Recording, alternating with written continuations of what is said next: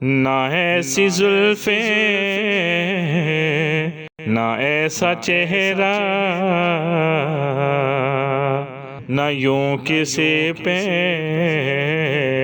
शबाब होगा।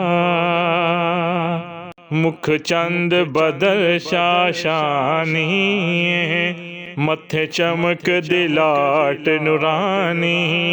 काली जुल्फ ते अख मस्तानी है, मखमूर अखी हिन मद बहियां।